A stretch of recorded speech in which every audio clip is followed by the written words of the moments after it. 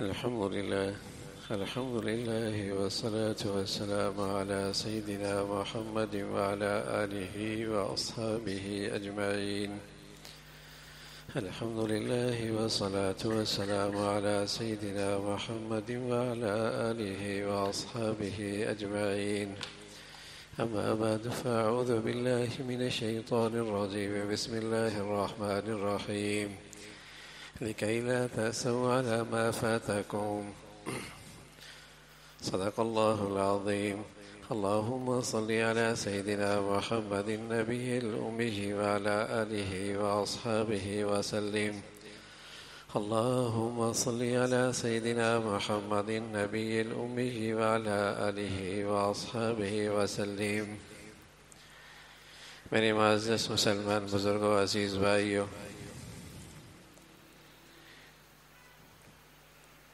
اہل ایمان کے ہاں زندگی کا ایک طویل تصور ہے، اور اس کا یہ ایک پہلا اور عبوری دور یہ دنیا کی زندگی ہے. ایک طویل زندگی ہے، اس کا پہلا مرحلہ، اس کا ایک عبوری دور یہ دنیا کی زندگی ہے. جس خوش نصیب کو اس دنیا کی زندگی میں راحت اور اطمینان نصیب ہو جائے، گویا اسے اللہ کا بہت بڑا انعام مل گیا. اس عبوری دور کے اندر جس خوش نصیب کی زندگی میں راحت آ جائے، اطمینان اور سکون آ جائے، اللہ نے گویا اس پر انعامات کا ایک سلسلہ جاری فرما رکھا ہے. ابو ہریرہ رضی اللہ تعالیٰ عنہ فرمانے لگے کہ اللہ کے نبی صلی اللہ علیہ وسلم نے ایک نسخہ تجویز فرمایا راحت کا، اطمینان کا. راحت اور اطمینان کا ایک نسخہ تجویز فرمایا ہے.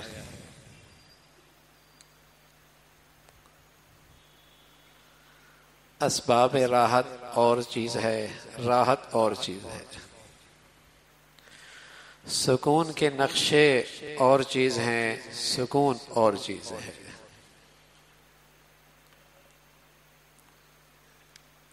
پیسہ، دولت، زندگی کے بڑے بڑے نقشے یہ راحت کا سامان تو ہو سکتا ہے، ضروری نہیں کہ اس میں راحت بھی ہو.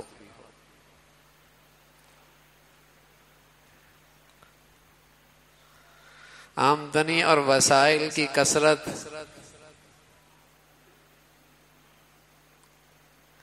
معاش اور معیشت اور اقتصادیات کے بڑے نقشے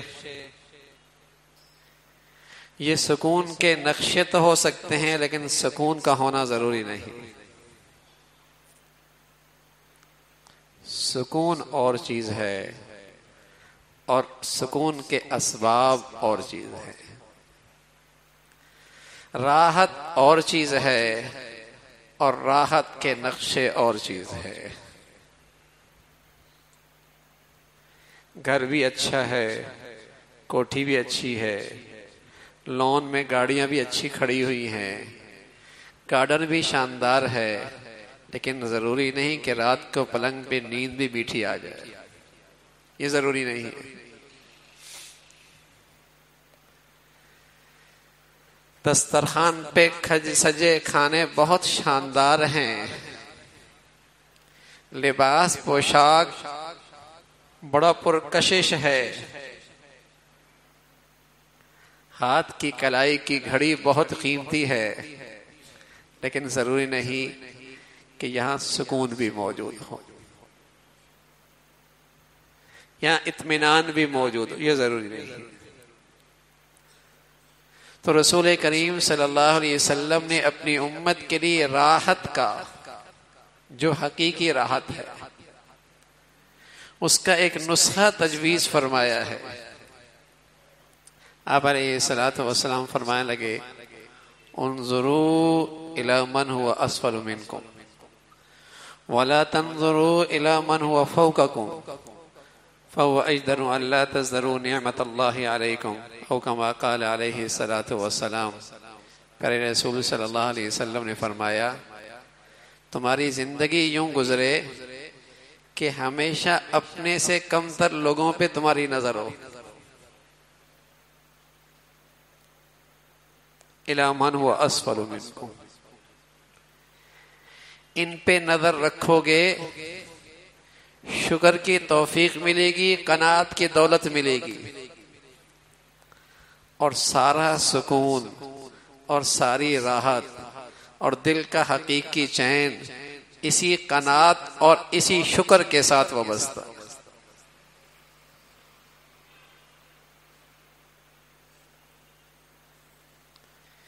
ایک شخص جھونپڑی میں قناعت کیے بیٹھا ہے اور شکر گزار ہے، رات کو میٹھی نیند لے گا، 8 گھنٹے کی میٹھی نیند لے گا، بہت بڑا نقشہ ہے زندگی گزارنے کا، قناعت اور شکر سے خالی ہے، حرص کی آگ چنگاری اندر لگی ہوئی ہے، حسد کی آگ اندر بھڑک رہی ہے، حرص و حوث نے آگ نے اسے اندر سے جلایا ہوا ہے، تو بڑے سے بڑے نقشے کے اندر بھی نہ اسے چین مل سکتا ہے نہ اسے راحت مل سکتی ہے۔ تو پیارے رسول صلی اللہ علیہ وسلم فرمانے لگے انظروا الی من هو اسفل منکم، حقیقی راحت کا نسخہ تجویز فرمایا، حقیقی راحت، انظروا الی من هو فوقکم۔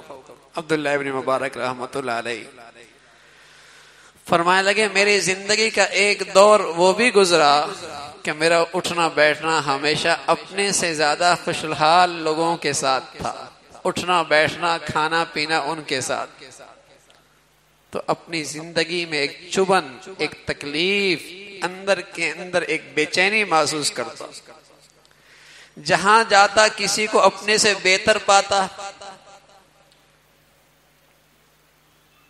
تو اندر ایک تکلیف لے کے واپس آتا، ایک چبھن لے کے واپس آتا۔ اللہ کا فضل ہوا، زندگی کا رخ بدلا، نشست و برخاست بدلی، کھانے پینے والے اٹھنے بیٹھنے والے بدلے، اپنے سے کم تر لوگوں کو دیکھنے لگا، بیٹھنے لگا، تو ہر وقت دل میں اللہ کا شکر جاری ہو گیا۔ کتنوں سے اللہ نے اچھا رکھا ہے، کتنوں سے اللہ نے بہتر رکھا ہے، تو پیارے رسول صلی اللہ علیہ وسلم فرمانے لگے انظروا الی من هو اسفل منکم، حقیقی راحت کا نسخہ کیا ہے؟ دنیا کی حیثیت میں جو لوگ تم سے کم ہیں ان پہ نظر رکھو،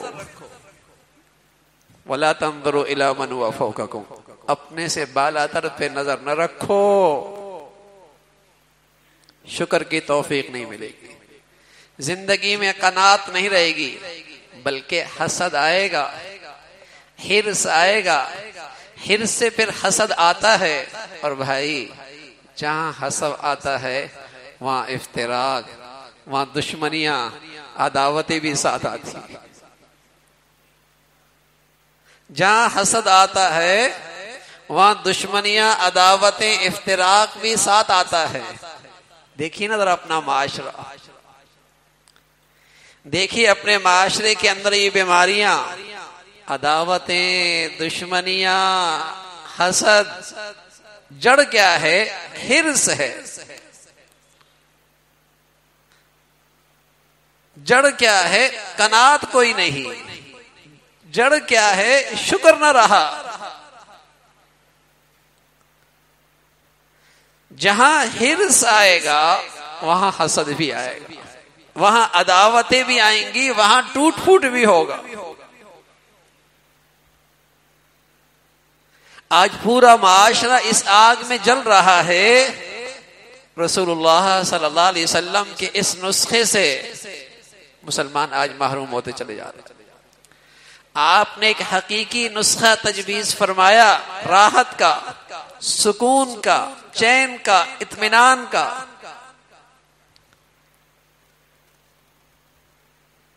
ایک بڑے سے محل نما گھر میں ایک شخص رات کو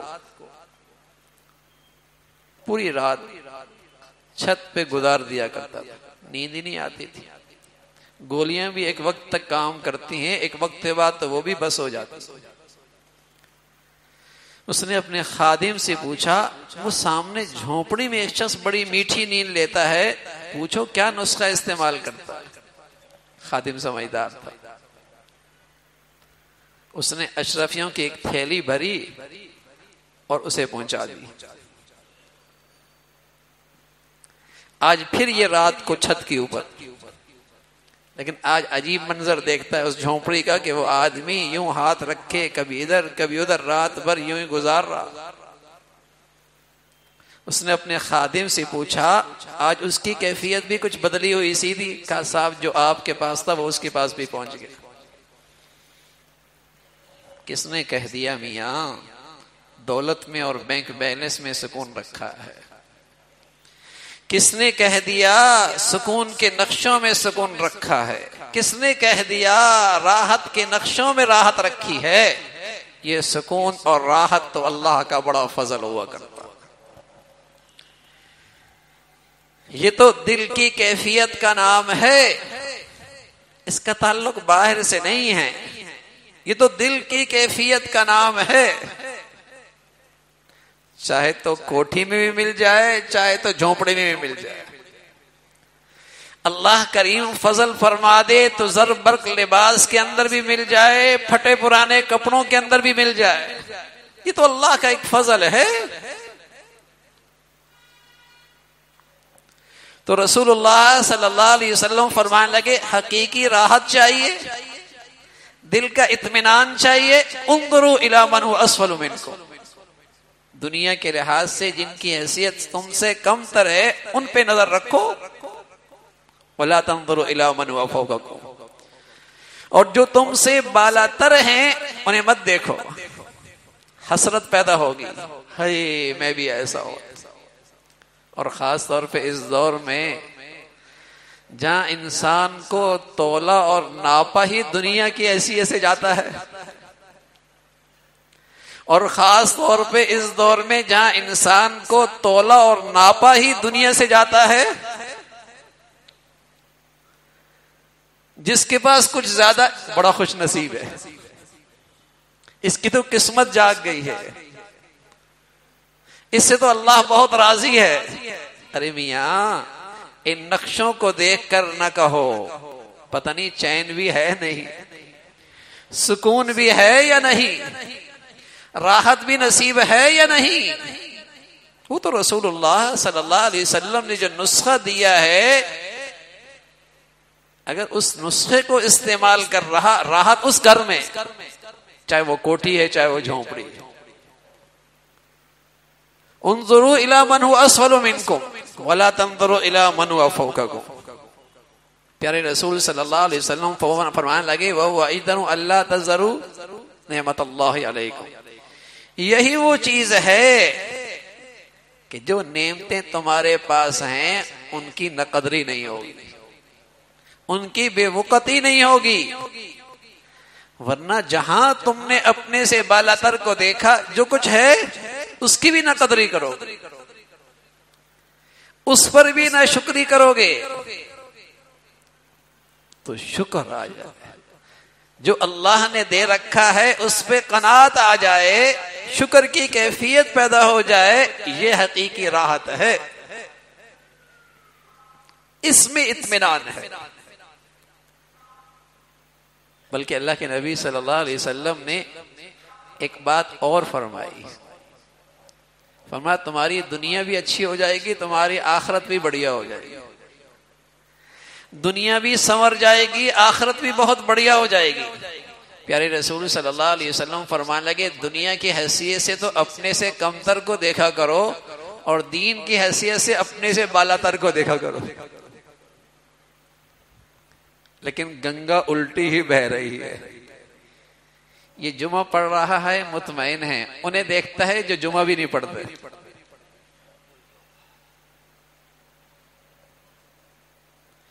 یہ 4 پڑھ رہا ہے یہ مطمئن ہے، انہیں دیکھتا ہے جو 4 بھی نہیں پڑھتے۔ جس کا سارا دین عبادات تک ہے، یہ اس پر بھی مطمئن ہے، اس لیے کہ اتنے سارے دائیں بائیں ہیں جن کی زندگی میں یہ بھی نہیں۔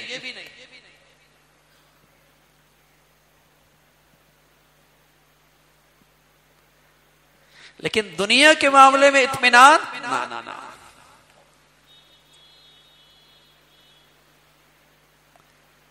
بھائی، 1000 روپے بھی پیسہ، لاکھ روپے بھی پیسہ، کروڑ روپے بھی پیسہ، لیکن جب کروڑ والا اربوں کو والوں کو دیکھتا ہے کہتا ہے یہ دولت مند تو یہ ہے۔ جب اپنے سے بالا تر دیکھتا ہے تو حسرت پیدا ہوتی ہے، اندر چبن پیدا ہوتی ہے، جو کچھ ہے اس کے لطف سے بھی محروم رہتا ہے۔ تو رسول اللہ صلی اللہ علیہ وسلم نے فرمایا دنیا بہتر ہو جائے، راحت مل جائے، اس دنیا میں سکون کی دولت مل جائے جو ہر کسے ناقص کو ملتی نہیں، ہر کسے ناقص کو نہیں ملتی۔ قسم خدا کے قارون کے خزانے بھی آ جائیں، ہاں سکون اس میں نہیں ہے، فرعون کی سلطنت کے نقشے بھی آ جائیں، راحت اس میں نہیں ہے۔ نہ راحت اور سکون تو پیغمبر علیہ الصلوۃ والسلام کے اس نسخے میں ہے کہ اس کی زندگی میں شکر اور قناعت کتنی ہے۔ اور جس خوش نصیب کو یہ مل گیا، راحت مل گئی، سکون مل گیا، یہ دنیا کی سب سے بڑی دولت ایمان کے بعد۔ تو رسول اللہ صلی اللہ علیہ وسلم نسخہ بتا رہا، پھر آپ علیہ الصلوۃ والسلام فرمانے لگے کہ ٹھیک ہے، کبھی ایسا بھی تو ہوتا ہے کہ تمہاری نظر کے سامنے تم سے زیادہ کوئی خوشحال، تم سے زیادہ خوبصورت، تم سے زیادہ صاحب حیثیت، تم سے زیادہ دولت مند، تم سے زیادہ صاحب اولاد تمہاری نظر سے گزرے۔ فرمایا رسول اللہ صلی اللہ علیہ وسلم نے فوراً اسی لمحے اس شخص کا تصور کرو جس کے پاس یہ نہیں ہے، اور اس شخص کا خیال رکھو جس کے پاس وہ بھی نہیں جو تمہارے پاس ہے، تاکہ تمہارے اندر کہیں حسرت کی آگ نہ جلے۔ اپنے سے زیادہ خوبصورت دیکھ لیا، اپنے سے زیادہ قد و قامت میں اچھا دیکھ لیا، اپنے سے زیادہ اچھی زندگی کسی کی دیکھ لی، ایک صورت تو یہ کہ دیکھتے ہی رہ گیا اور ڈپریشن میں چلا گیا، دیکھتے ہی چلا گیا اور ڈپریس ہو گیا، دیکھتے ہی چلا گیا اور مایوسی کے گڑھے میں گر گیا۔ اور ایک یہ کہ اسی لمحے یہ خیال آیا کتنے ایسے ہیں جو اللہ نے مجھے دے رکھا ہے اس سے بھی محروم ہے۔ چلو مال نہیں ہے تو میرے جسم پہ جو اللہ نے نعمتوں کی خزانے رکھے ہیں، بتائیے کتنے ایسے ہیں جو بینائی سے بھی محروم ہیں، کتنے ایسے ہیں جو قوت گویائی سے بھی محروم ہیں، کتنے ایسے ہیں جو رینگتے رینگتے زندگی کے رات دن گزار رہے۔ فوراً نظر کرے تاکہ اندر حسرت کی آگ نہ جلنے پائے، مایوسی نہ آئے۔ اور سچ یہ ہے کہ آج کی بچیاں بچے جس مرض میں عام مبتلا ہیں وہ کیا ہے؟ Depression, depress.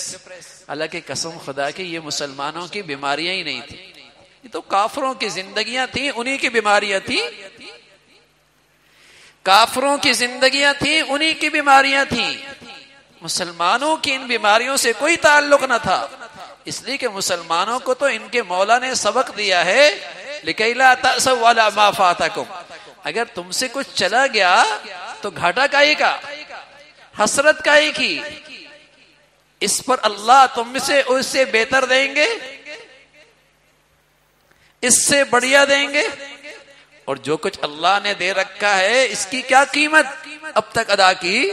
شکر ادا کرو، شکر ادا کرو گے، ان بیماریوں سے ان مصیبتوں سے محفوظ رہو گے، ان بیماریوں سے ان مصیبتوں سے محفوظ رہو گے۔ تو میرے عزیزو، رسول کریم صلی اللہ علیہ وسلم نے ایک نسخہ تجویز فرمایا ہے دنیا کے لحاظ سے کمتر کو دیکھو، اللہ کی دی ہوئی نعمتوں پہ شکر بجا لاؤ، اور دین کے لحاظ سے اپنے سے بالا تر دیکھو اور سبقت کا مقابلے میں آؤ کہ میری زندگی بھی ایسی ہو جائے، میری اولاد بھی ایسے ہو جائے، میرا مال و دولت بھی دین کی خدمت کے لیے ایسا لگ جائے، میری زندگی میں اللہ کے احکامات یوں زندہ ہو جائیں۔ صحابہ حضور علیہ الصلوۃ والسلام کی خدمت میں آئے، کہنے لگے یا رسول اللہ نافق حنظلہ نافق حنظلہ، حنظلہ تو منافق ہو گیا، حنظلہ تو منافق ہو گیا۔ ایمان پہاڑوں سے زیادہ مضبوط، ایمان پہاڑوں سے زیادہ مضبوط، کہنے لگے نافق حنظلہ نافق حنظلہ۔ اس ایک صحابی کا ایمان ایک پلڑے میں اور ساری امت کا ایمان، محدثین، مفسرین، اولیاء، کتب، اقطاب، سب کا ایمان ایک طرف، اس صحابی کا ایمان ان سب سے زیادہ بھاری، بڑھیا، لیکن کہنے لگے نافق حنظلہ نافق حنظلہ، حنظلہ تو منافق ہو گیا۔ کیوں بھائی؟ اس لیے کہ دین میں اپنے سے بڑے محمد رسول اللہ کو دیکھ رہے اور اپنی زندگی میں وہ کیفیت نہیں محسوس کر رہے، فوراً پریشان ہو گئے۔